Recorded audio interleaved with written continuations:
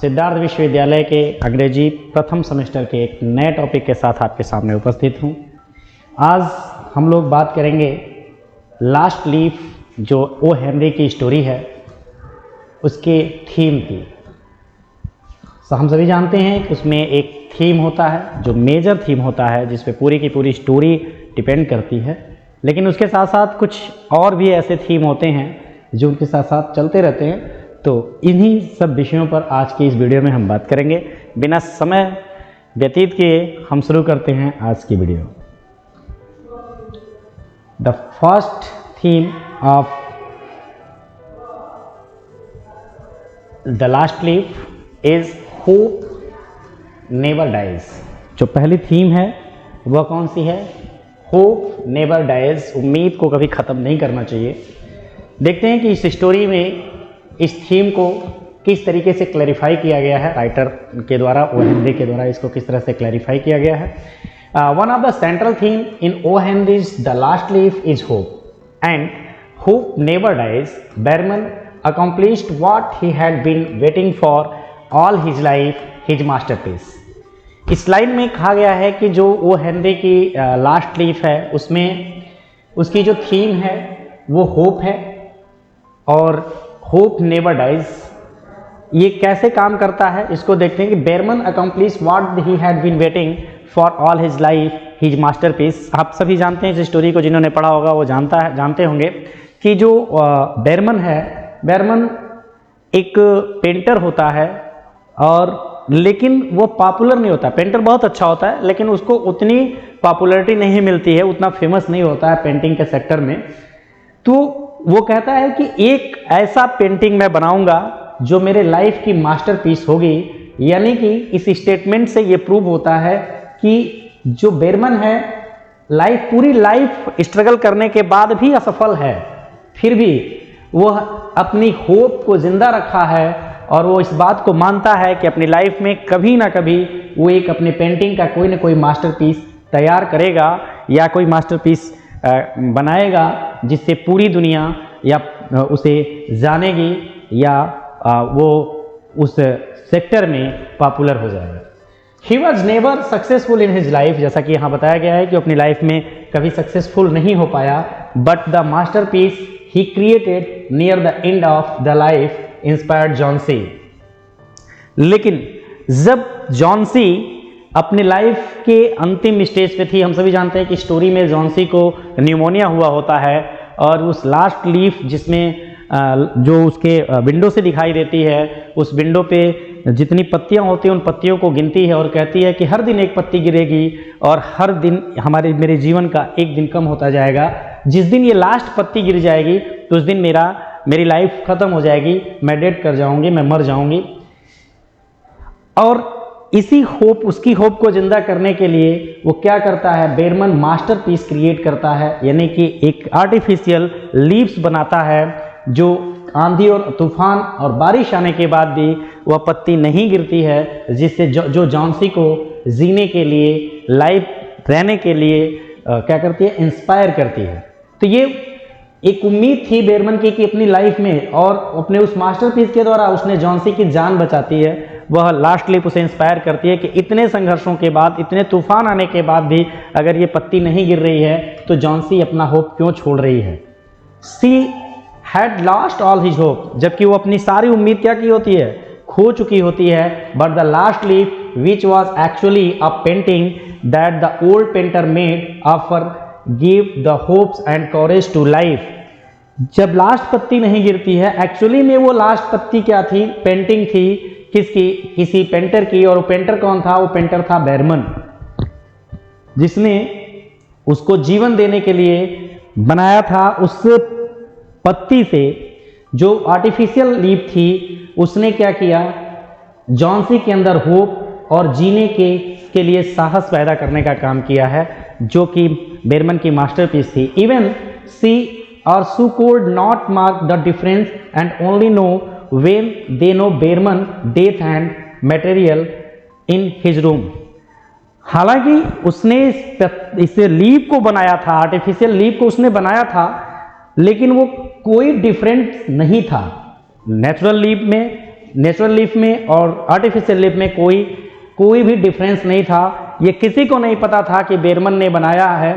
लेकिन जब सू उसके मरने के बाद उसके कमरे में जाती है और उसके रूम में पेंटिंग के मटेरियल्स देखती है, वही कलर देखती है जो कलर उसके आर्टिफिशियल लीफ पे लगी होती है, तो सू ये समझ जाती है कि ये जो आर्टिफिशियल लीफ है वो बनाने का काम बेरमन ने किया है। इन शॉर्ट इस स्लाइड का जो इस स्लाइड को हम इन शॉर्ट में कह सकते हैं कि जो इस पूरी की पूरी स्टोरी में जो होप है वो ऑलरेडी रिलेट करती है कई दो कैरेक्टर से। पहला कैरेक्टर जो बेरमन, जिसको जिसे ये उम्मीद थी कि वो अपनी लाइफ में एक ना एक मास्टरपीस जरूर डेवलप करेगा, जरूर बनाएगा। और दूसरी सू है जो बेरमन के द्वारा बनाए गए लास्ट आर्टिफिशियल लीफ से उसके अंदर होप और जीने की साहस पैदा करता है। तो स्टूडेंट, ये पहला मेजर थीम है ओ हेनरी की स्टोरी द लास्ट लीफ की। दूसरा है बेरमन सेक्रीफाइस। बेरमन का सेक्रीफाइस जो है, हालांकि ये मेजर थीम नहीं है, मेन थीम नहीं है, बट ये थीम भी इस स्टोरी को रिलेट करती है। देखते हैं क्या है इसमें। Behrman sacrifice also key theme of the story. He put his life to sake of Johnsy is because he must have cared for her.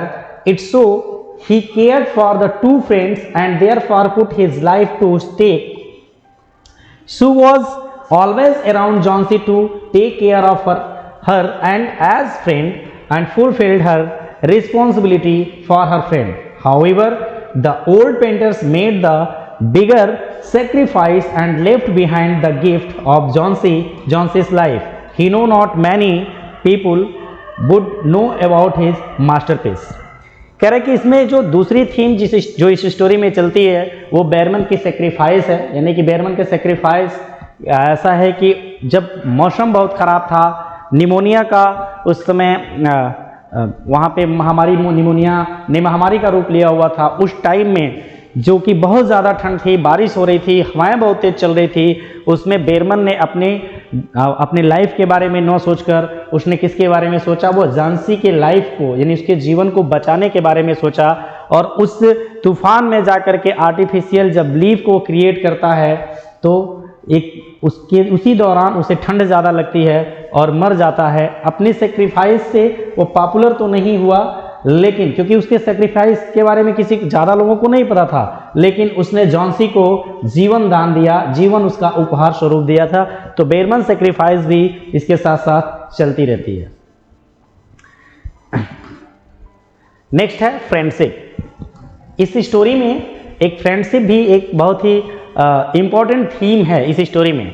कैसे है देखते हैं। Friendship is also a key theme of the story. Sue and Johnsy are not just a good friend but they are like sisters. Sue cares for Johnsy as sister world and he care and support have also played an important role in helping Johnsy recover who could have otherwise lost the battle of someone like. Sue was not around to take care of her and feed her. अगर देखें तो ये कहानी शुरू ही होती है दो ऐसे फ्रेंड के साथ, सू और जॉन्सी, जो एक ही जिनका दोनों का एम जो है, जो उनका जो एम और उनका जो वर्क है दोनों सेम है, जिसकी वजह से उन दोनों में फ्रेंडशिप होती है। जॉन्सी और सू एक फ्रेंड की तरह ना रह करके एक सिस्टर की तरह रहते हैं। सू जॉन्सी की बहुत ज़्यादा केयर करती है और ये उस स्टोरी में देखने को तब मिलता है जब जॉन्सी बीमार हो जाती है, निमोनिया से ग्रसित हो जाती है। तो देखा जाता है कि सू ने जॉन्सी का बहुत ज़्यादा ख्याल रखा और यही कारण है कि जॉन्सी खुद को बहुत जल्दी रिकवर कर पाई। So is like the vine of which a leaf attached and Johnsy herself at the last remaining leaf. क्योंकि जॉन्सी इंतजार करती थी कि ये लास्ट लीफ जो है, जो बची हुई वो कब गिरेगी। इस बात को सू जानती थी और जब सू ने इस बात को बेरमन से कहा तो बेरमन समझ चुका था कि उस समय उसे क्या करना है। अपने दोस्त को बचाने के लिए उस बेरमन के पास जो कभी जाती नहीं थी उसके पास गई और उससे उसकी जॉन्सी की जो फीलिंग्स थी उसको शेयर किया। और हमने इस स्टोरी में देखा कि सू की बातें सुनने के बाद बेरमन ने डिसीजन लिया कि वो आर्टिफिशियल लीफ बनाएगा। तो इसमें फ्रेंडशिप भी एक थीम है जो साथ साथ चलती रहती है। और अगला जो थीम है वह है लाइफ एंड डेथ। पूरी स्टोरी में यही देखने को मिलता है कि लाइफ और डेथ के बीच में पूरी स्टोरी चलती रहती है। Another key theme of futures in Henry is the last leave that life and death. Life is precious and one can not let go as easily. The story also teaches us the value of life and that we are here accomplish something meaningful and to be good others while we live। दूसरा जो theme है वो है इसमें दूसरी जो theme है वो है लाइफ और डेथ की। लास्ट लीफ में ये लाइफ और डेथ की जो थीम है ये पूरी तरह से घूमती रहती है। लाइफ जो है बहुत ही प्रेशियस होता है, कोई भी बहुत आसानी से अपने लाइफ को छोड़ना नहीं चाहता है। ये स्टोरी हमें बताती है कि जीवन कितना मूल्यवान होता है। Johnsy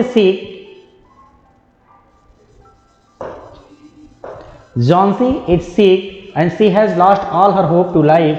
However, things suddenly change in her life when she has made aware the fact winning for one's death arrived is not to encourage act।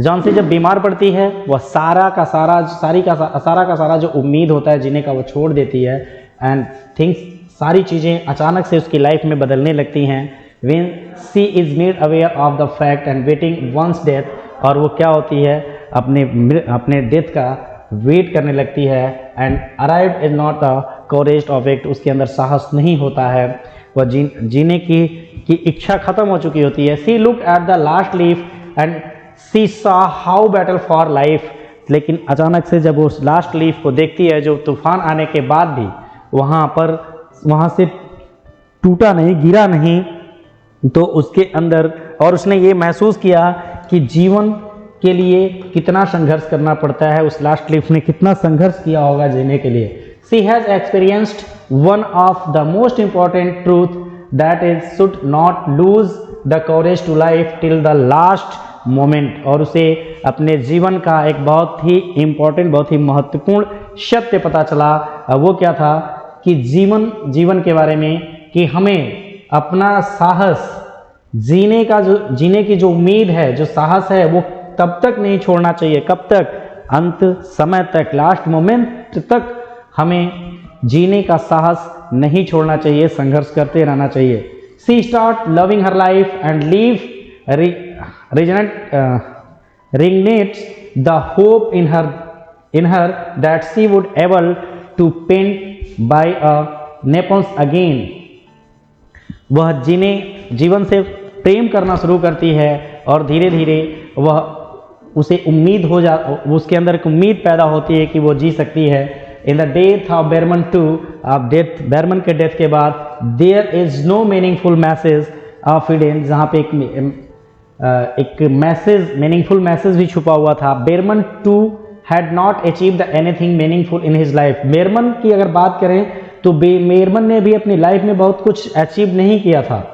However in the last days, जब देखा जाए तो पूरी जीवन उसने अपनी लाइफ में कोई ऐसा अचीवमेंट नहीं गेन कर पाया था, लेकिन लास्ट में उसने एक ऐसा काम किया जिससे किसी को जीवन मिला and he has done something life changing for Johnsy and Sue, जो कि जॉन्सी और शू के लिए लाइफ चेंजिंग साबित हुआ।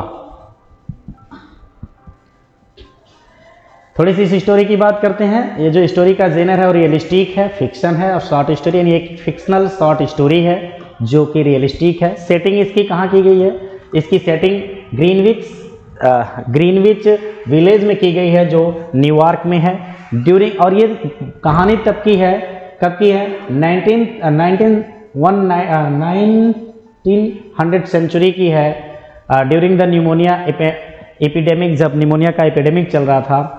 Narrator and point of view क्या है? The story is narrate from the third person. ये स्टोरी का जो पीओवी है, हम लोग जिसको पीओवी पिछले वीडियो लेक्चर में हमने देखा था, पॉइंट ऑफ व्यू, वो क्या है? वो थर्ड पर्सन है। And the point of view says closed to Sue, और इस पॉइंट ऑफ व्यू को अगर देखेंगे तो किसके क्लोज लगता है? ये क्लोज लगता है शू के। And tone and mood, the story tone is one of the ironic and detachment and the mood is largely pessimistic, आशावादी, and through the ends of heart warming note जो उसका message है बेरमन ने जो एक message दिया है वो हार्ट वर्मिंग होता है। प्रोटोगनिस्ट और एंटोगनिस्ट कौन है इस स्टोरी में? प्रोटोगनिस्ट जॉनसी और शू हैं, and who are similarly each others to antagonist, और एंटोगनिस्ट भी हैं।